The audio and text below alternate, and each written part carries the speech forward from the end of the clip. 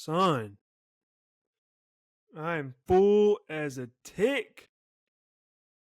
I've had some hot chicken tenders, some mashed potatoes, some other fixins. The lights are on, vibes are up. Why are the vibes up, Scott? Apple picking weekend is over, and we made it out at 500. 4-4 record in apple picking weekend. We made it out. Now we have probably the best slate we've had so far coming up. I had good food. I'm doing the show on Monday night, recording it at least. So that means I'm that much closer to Saturday. Ole Miss plays again.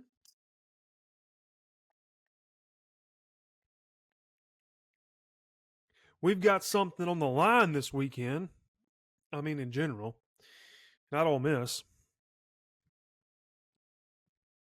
It was a good weekend. Apple picking weekend did not disappoint.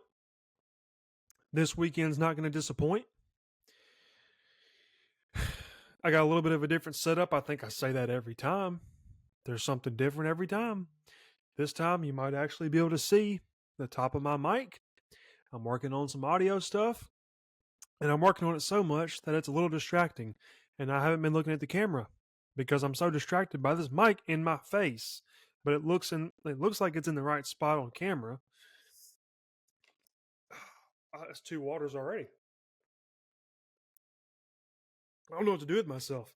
To be quite honest, I wasn't even really prepared for the show tonight. I just couldn't take it. I couldn't wait anymore. I had to do it. I was so dang excited. I just had to get on here. Maybe one of these days we'll just do this live and we'll just go and we'll just talk.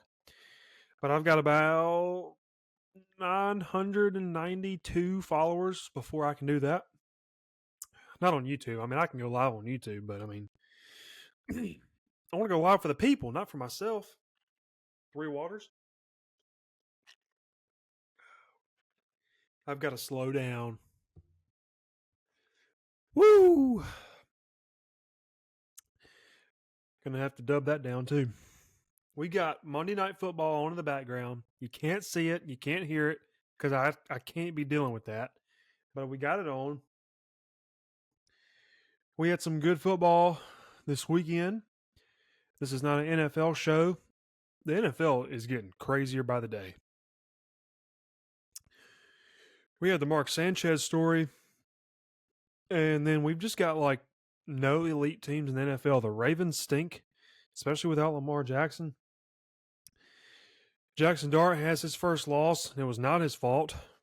It was really upsetting to watch as a Dart fan. The Eagles finally lost. They looked real for once.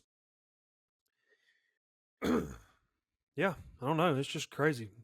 And that was NFL talk. Now let's move on to the real stuff. Oh, man, like I said, I don't even know where I'm going with tonight's episode. I mean, I do know, so don't stop listening. I know where I'm going. I just have to figure out what order I want to do it in and what makes the most sense. 4 waters in 3 minutes. That might be a record. Let's do this. Let's go over last week. I've already said that I went 4-4. It's not bad. On apple picking weekend, when we had not a lot to look forward to, it's okay. Anytime you go 4-4, you make it out alive. You live to fight another day. Let's see. Georgia started out good. That was the first game of the day.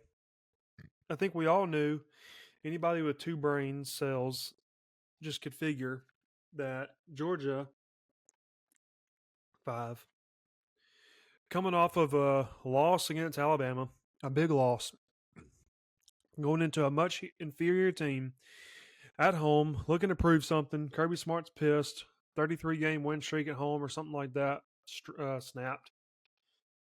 And, I think we all kind of saw that coming. Anybody that didn't see that coming just is blind or doesn't watch enough football, or I don't know. I'm not an expert, but I'm not stupid either. So I thought that was going to be a great start to the day. It was not. The afternoon slate, told you I'm full. I just ate way too much food not too long ago. Texas minus 4.5. That blew up in our face. Oh gosh, now I got hiccups, man. That's how you know it's bad. But of all the losses, let's see. Let me look through them real quick to make sure I'm not stupid. Of all the losses, yeah, I think Texas not covering for us was the most entertaining one. I really wasn't that mad about it. I'm like, hey, my whole wife's family, half of my wife's family is all Florida fans. She's got 2 grandparents down there that have been season ticket holders for longer than I've been alive. So I tend to root for Florida when they're not playing Ole Miss. I'm happy for them. I'm happy for them. I'm not going to lose subscribers and viewers and listeners of this podcast because I lose one prediction. So I was pretty happy for Florida. So I didn't really hate that all that much.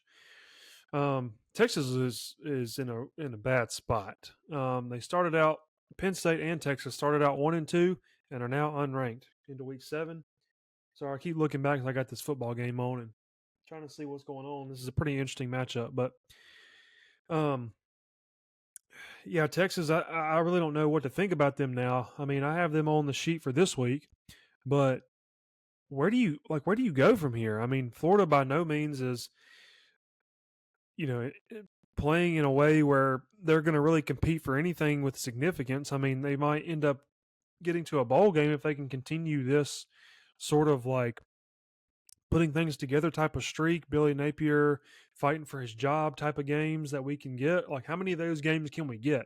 Now, granted, they have a hard schedule, so I don't know how long this is going to last, but I mean, that I'll tell you what that was actually. That game was very reminiscent to me as an Ole Miss fan, as Ole Miss going into Florida last year. Ole Miss was the better team.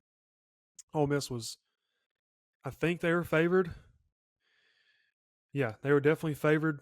They were in a spot where they had to win. Say what you want about Texas, they had to win this game. And they were just like pretty much just crushed from the beginning. Now, Ole Miss wasn't really crushed from the beginning last year in this game, but they started out hot, like pretty good the first 2 drives, and then it all kind of just fell from there. Texas didn't even get that. So it was very reminiscent of that. Like the better team's losing right now because like everything is snowballing on them. Mistake after mistake after mistake is snowballing. So yeah, it was kind of pretty evident after the first drive that this game was probably going to be a Florida win. And I've said it before, and I still believe in this. First drives are not indicative of how the games are always going to go because every first drive for every offense is scripted. So sometimes you have to watch a first drive and just forget about it and just say, all right, now the game starts. But that was not the case in this one. Florida controlled the whole way. Tried to let Texas back in it a little bit, but ultimately it was just too much, too little too late for Texas. We lost Vandy, unfortunately, and it was only because that dang touchdown at the very end. I mean, it's 3rd and 2. I get that you don't want to go 4th down and risk like kicking and missing a kick, whatever.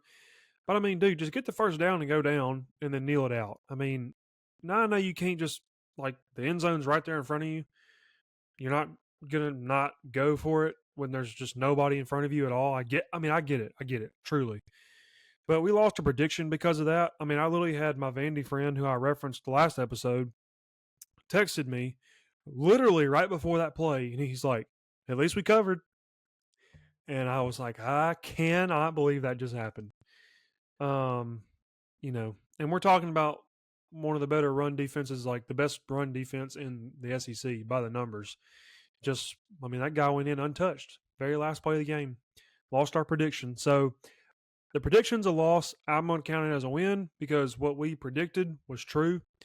They got beat out in the air. They did really well against the run. I mean, I said that exactly.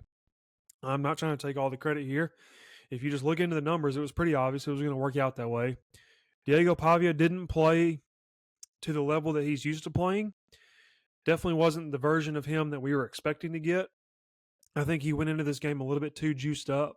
Some players really benefit from that, like playing super hype, like talking trash, doing all that. And I think he is one of them, but I think everybody has their limit. And I think he hit his limit and went over. And so maybe there's a little bit of pressure there. They had a chance to go up 14-0, and you have a turnover in the red zone, kind of flips things back in Alabama's favor, even though you're still winning. And then you just kind of have trouble scoring after that, and it really just kind of doomed you. And I felt really bad for Vandy because they are the darling this year. I mean, everybody wants them to win, unless you're like a Tennessee fan or something, or whoever their rival is. I mean, I'm assuming it's really just Tennessee, but yeah, I mean, it stinks. I do feel bad, but that team's good. Like, don't let the loss fool you. It's not like, oh, well, there goes the season. It was all over. They had to go perfect. No, they don't have to be perfect. They can lose a game. They can probably afford to lose another game if they, I don't really know off the top of my head what their schedule looks like, but they can afford to lose another. And that team's good.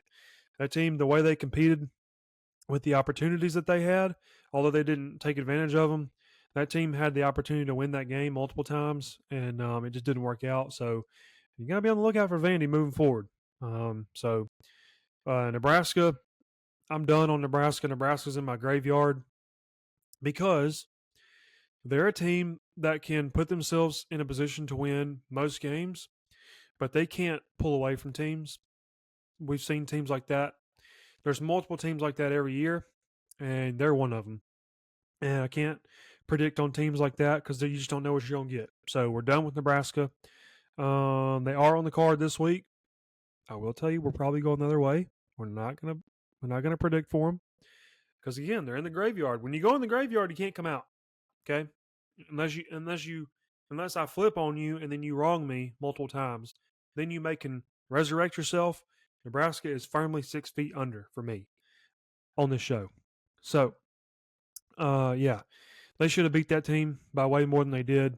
They let them hang around and tried to make it look like it was worse than what it was. It wasn't. Dylan Raiola loves to take a sack. I don't know why, he just does. I don't get it. Patrick Mahomes, he tries to be like Patrick Mahomes. Patrick Mahomes is the master of getting out of tough situations. He obviously has not learned that yet. Texas Tech, this is where we start to get back on track for this day, for Saturday, is we had Texas Tech that has exceeded expectations. We will have a top 10 this week, and they are firmly on the top 10, which we will show in just a little bit. They're back in it. I don't say this very often because I, as an SEC fan and have a team in the SEC that I root for, I will say that this hardly ever comes out of my mouth. Texas Tech looks like an SEC team because of the way they play, the way they beat people. It's balanced. They can beat you multiple ways. They're not one-dimensional. They're not just offense, just defense, whatever. They're balanced. They get turnovers. Where's my finger? They get turnovers. They score in the air. They score on the ground. And they're deep. That's an SEC-style team. And they're doing it. And it's scary. I don't think there's anybody that's going to get in their way in the Big 12. They're looking really good, and they are still undefeated against the spread. And we got them on the card this week, and we're going to take them probably. So, Miami was next. Another good one for us. The game ended up being close. I ain't going to say I was sweating, but it ended up being closer than it should have been. But we really weren't all that worried about it. Like, I wasn't really worried about it, but I was just kind of like, all right, let's wrap this up, fellas. Mario Cristobal has got it going down there. Carson Beck's playing well. He wasn't the passing leader in this game somehow. Castellanos ended up being the passing leader in that game. But, I mean, winners get things done. Good teams win, great teams cover. That's a very common saying. That's not me saying that. But Miami is doing that really well. They're not undefeated against the spread, but they're beating everybody that they should. They passed test after test after test. And that's why you will see I will spoil my top 10. They're number one. They're the best team in the country, hands down. Mississippi State was the only team in the evening slate that had a loss for us. They did not cover. They had some chances, and I did feel bad for them. I went to bat for them last week with the rankings. I still think that they have a chance to do some good things this year. And again, that's my bitter rival. But listen, something that people don't understand, you don't know unless you're from there and you've experienced it. And every Mississippi State fan will say that they want Ole Miss to lose every game. But the truth of the matter is, the Egg Bowl specifically is better when both teams are good. It's more entertaining and it means more.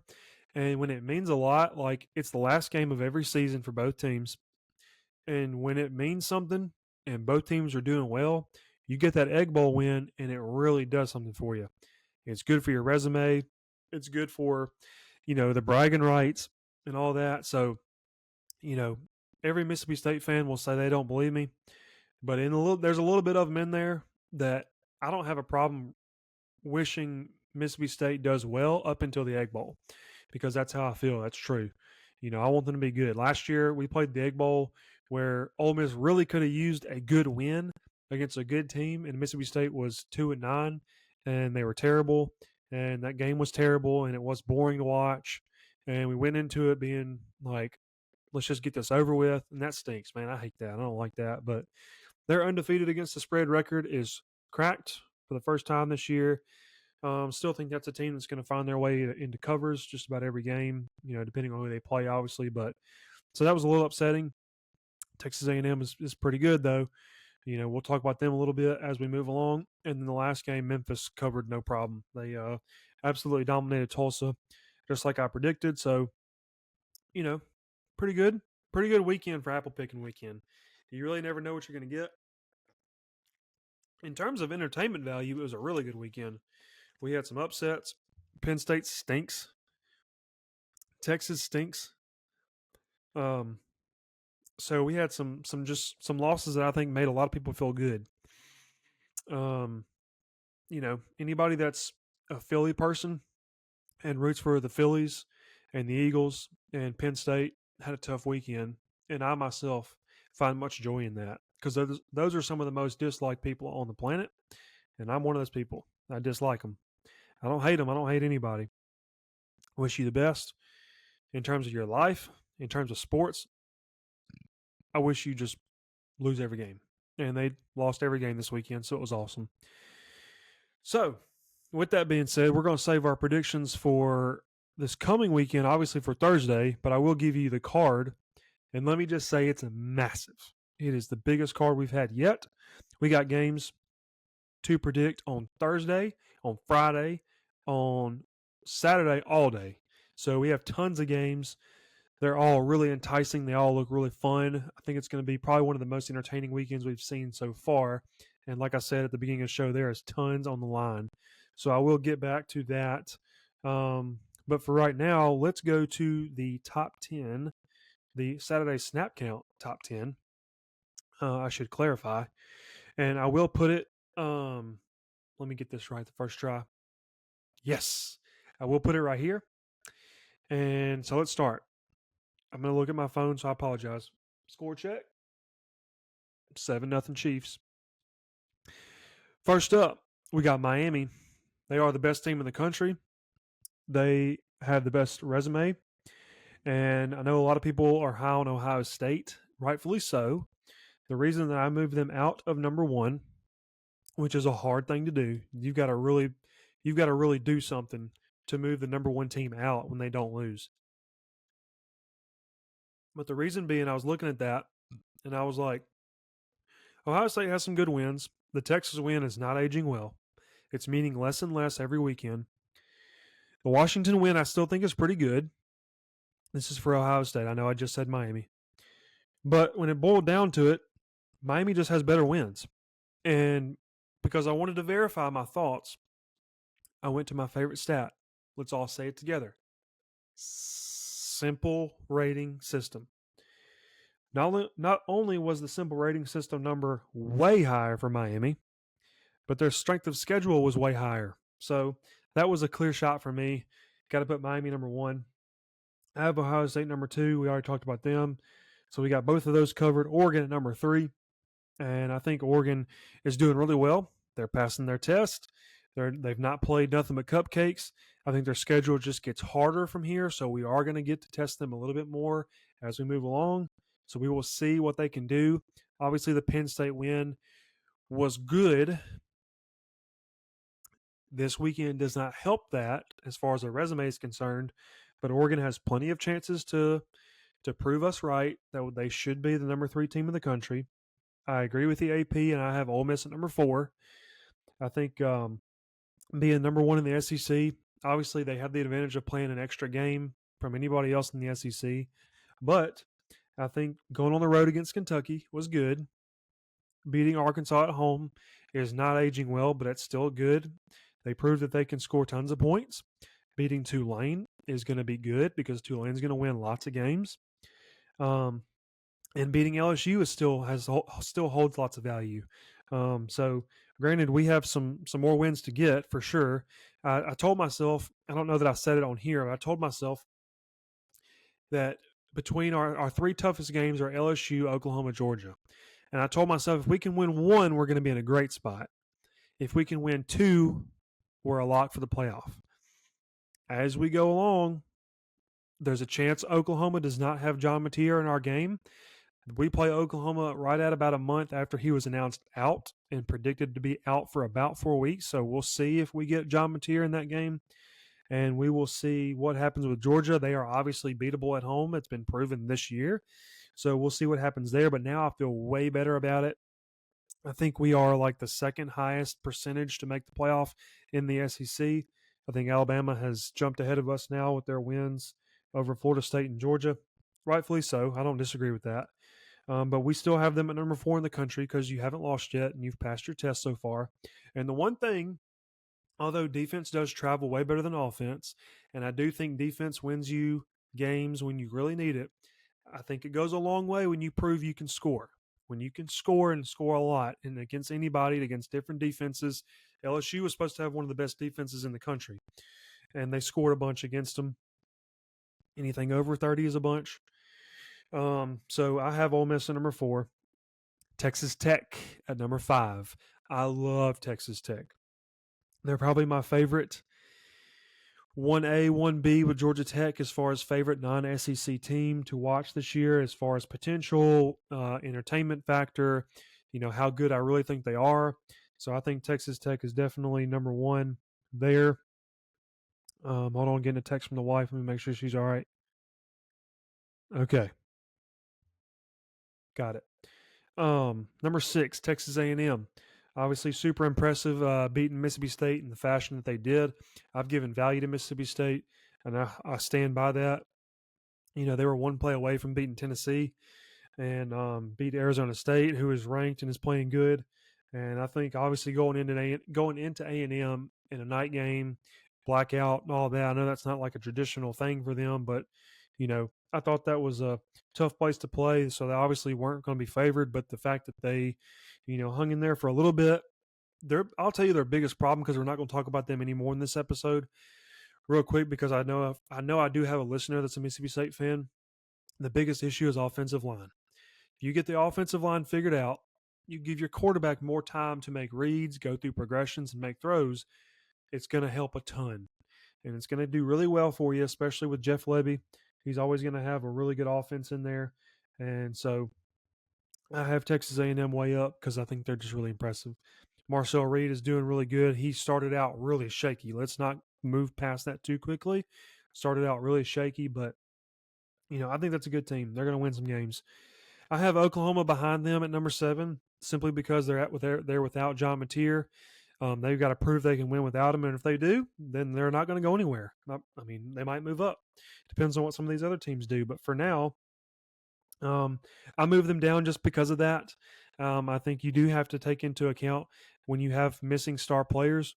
You got to take that into account. Now, they haven't lost yet, but again, I just think that they're not as good without him, and so the ranking is based off a body of work, who you've beaten. I think Texas A&M has a couple better spots than you do at Oklahoma. Number 8, Indiana.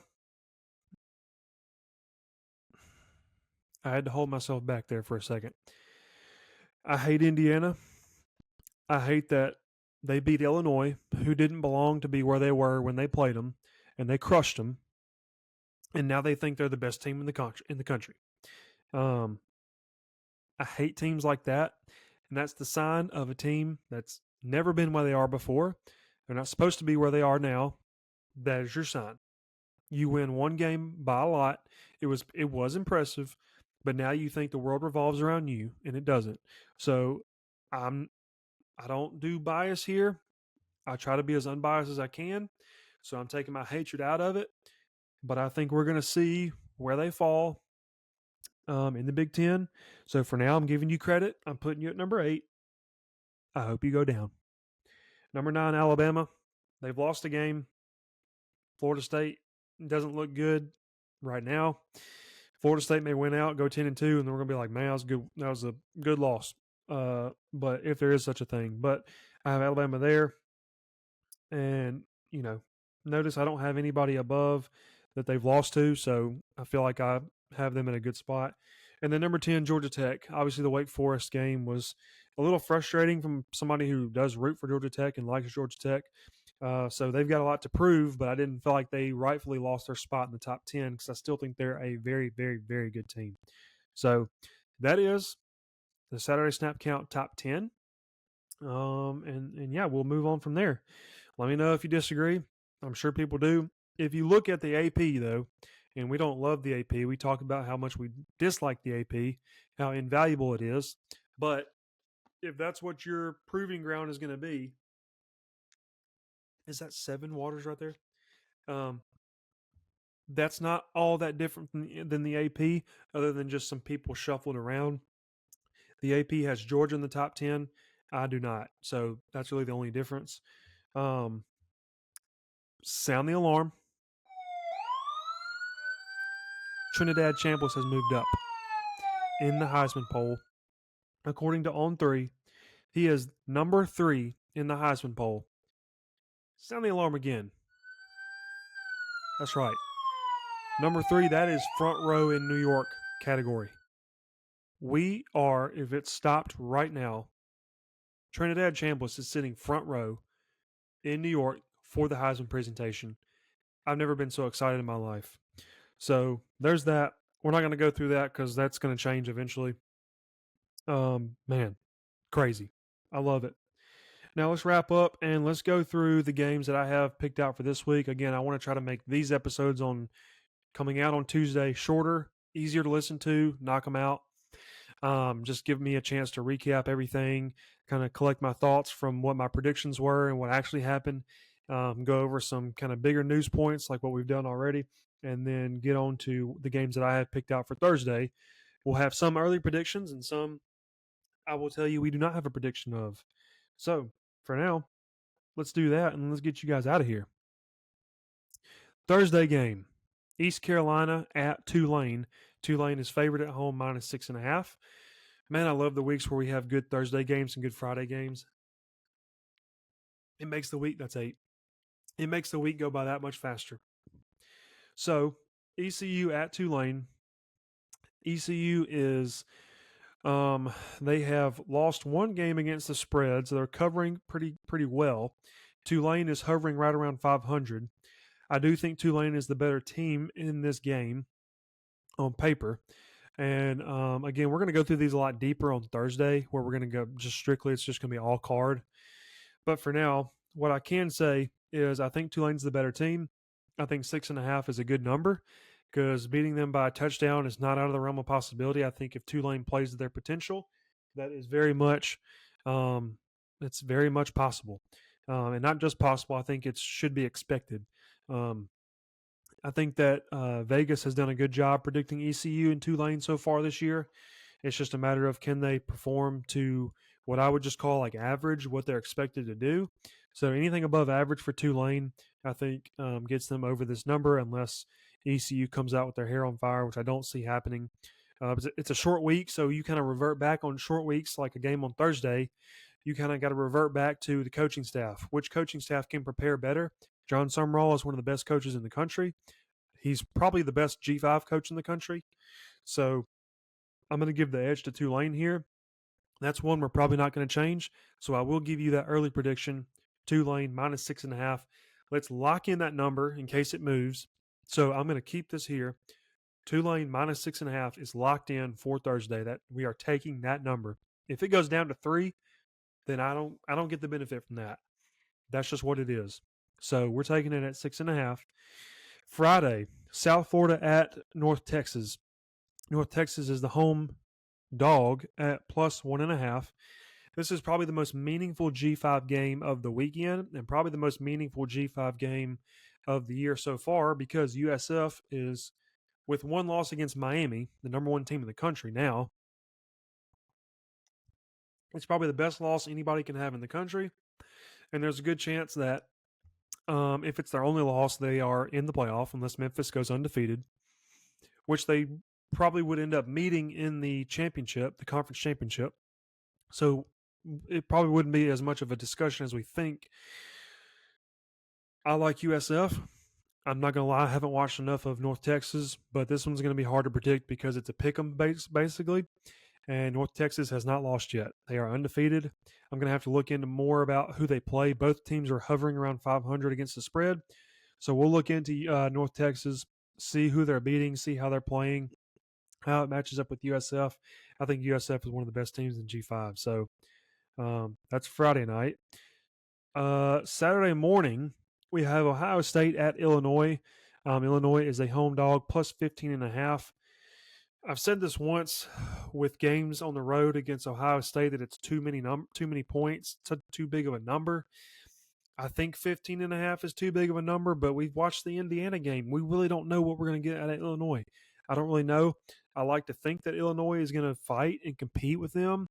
Ohio State is obviously the better team. Ohio State's undefeated against the spread. Illinois has only lost once against the spread. That was the Indiana game, obviously. So both of those teams have reasons to back them. I think Illinois responded against USC really well after the Indiana game, about as well as you could. And Ohio State obviously has just done nothing but be good all year. So not really sure. I'm not going to make a pick on that yet. Let's see. Bama at Missouri. Missouri is home dog plus 2.5 points. Again, for Saturday morning. That's such a small number. Missouri is undefeated, and they've played every game at home. And this game's at home. So I don't know when they're going to go on the road. I'm assuming at some point. But Alabama going on the road against Missouri. We've watched Georgia go to Missouri and struggle in the past. I don't know that it's one of the best home environments, but obviously there's something to it. So we're going to wait and make that pick later on this week. Obviously Washington State at Ole Miss. Ole Miss favored by 32.5. That's a obvious prediction. Indiana at, who is that?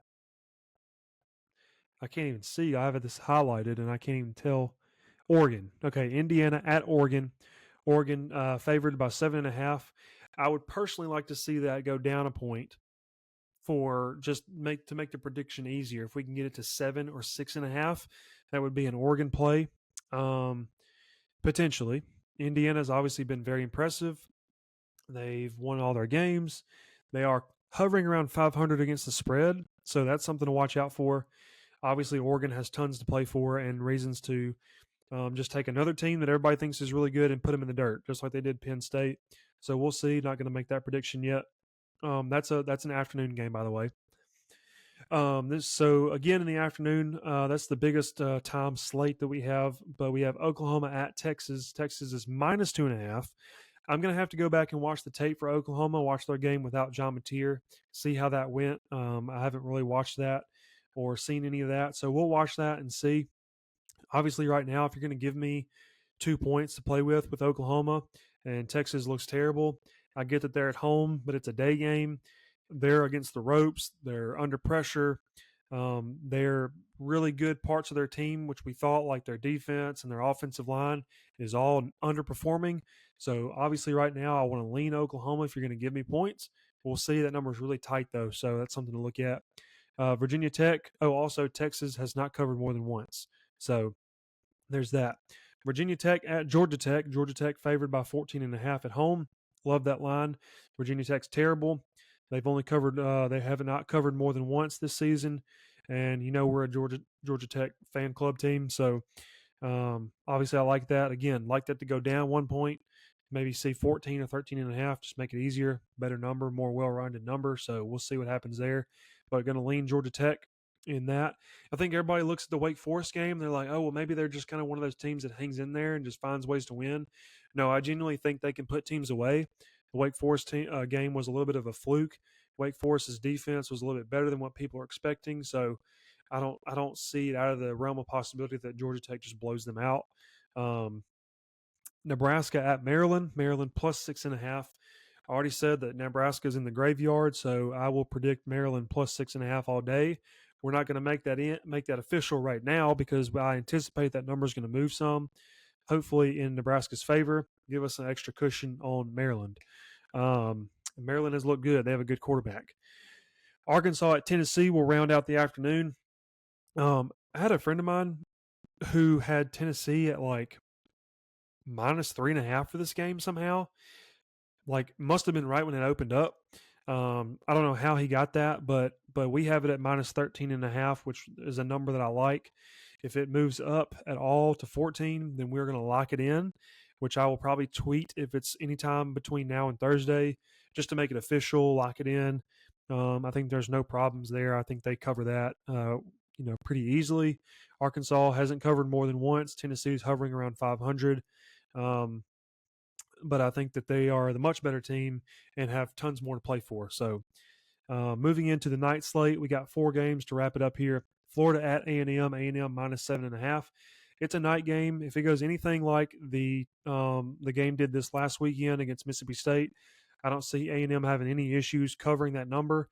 It really just depends on what Florida team are you going to get. You're going to get the Florida team that played Texas, or you're going to get the Florida team that played LSU. So we'll have to see how that matchup works out, look into it a little bit more. So I'm not going to lock that in yet. Kansas at Texas Tech. Texas Tech minus 13.5. Texas Tech still undefeated against the spread and undefeated straight up. Obviously, we've said before, like Georgia Tech, we are a fan club of Texas Tech. We love them. So minus 13.5. Do I want to lock that in? I think money's going to go on Texas Tech, and it's going to move this line. So let's lock in 13.5 Texas Tech at home against Kansas. Night game. They're rolling. They're hot. Ride the hot hand. I think they are looking great. So let's take that. Georgia at Auburn. Auburn plus 3.5. Auburn is much better competition than what they played last week against Kentucky, although Auburn's not a great team. But Auburn is hovering around 500 against the spread. Georgia has only covered once, and that was against Kentucky. So that's a little worrisome there. But ultimately, I think I'm going to lean Georgia. They're the better team. They have more to play for. Kirby, he's going to get this figured out. I have no doubt in that. So going to lean Georgia minus 3.5. Hopefully get that number. Hopefully get some money in on Auburn from the general public and move that number in Georgia's favor. So we'll see what happens there. And then the last game, USC at LSU, and that is South Carolina, I should say. South Carolina at LSU. LSU favored at home, minus 8.5. Nighttime, Death Valley. South Carolina stinks. LSU looking to prove a point, prove that they are still in this. 8.5 is too big for me personally, but we'll look into it and we'll see where that goes. Hopefully get some cushion given to us there. So that's going to wrap it for this one. 38 minutes on the dot. I like it. You got through everything pretty quickly, pretty easily. I think this is going to be an easy listen, hopefully for everybody. So we will see how that goes, see how these numbers move this week. And, man, let's get to Thursday, man. Let's hurry. Let's get to Thursday. Other than that, thank you for everybody that supports and listens every week, twice a week to all these shows. Appreciate everybody. That'll be it. And really appreciate you guys. We will call it right there. Hotty toddy. See you guys next week. See you guys on Thursday.